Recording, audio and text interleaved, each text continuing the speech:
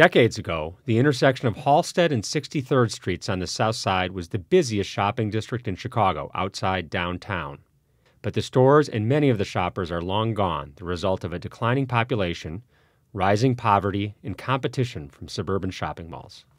Now, city officials are trying to rebuild the Englewood retail district with an unlikely catalyst, a Whole Foods supermarket.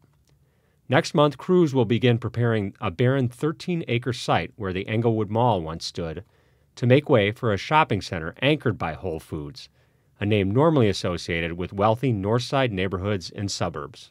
It's a real statement in terms of the importance of the neighborhood, and the level of investment that Whole Foods is making here is huge. Typically when people think of Englewood, there's usually negative connotations, and this is hopefully setting a new tone for Englewood in terms of a positive direction. David Doig of Chicago Neighborhood Initiatives, the community development arm of U.S. Bank, is in charge of preparing the property for construction, backed by $10.7 million in tax increment financing from the city.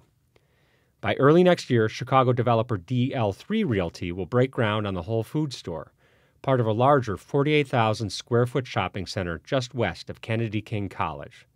The grocery store is expected to open in 2016. There hasn't been a real grocery store here in so many years, and people are thinking about health now more than ever. So having Whole Foods, which will mean fresh vegetables and a lot of things for the residents.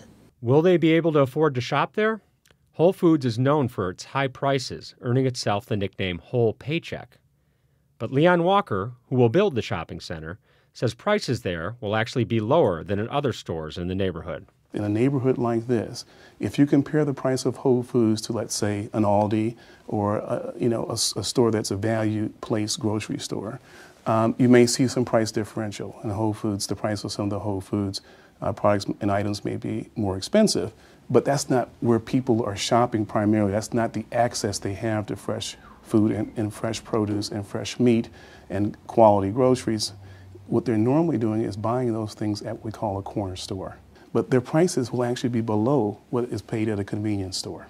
Thompson and other city officials hope the project will spur further development in Englewood, a largely African-American neighborhood that continues to struggle with poverty, crime, and blight. The city has tried to lift the area with recent housing projects and the Kennedy King campus, which opened in 2007. Walker says the store will boost the neighborhood further by attracting other retailers who want to be near it. Grocery stores generate weekly traffic from customers, so people like to locate next to those kinds of stores. This is like dropping a rock in the pond. You have the ripples go out.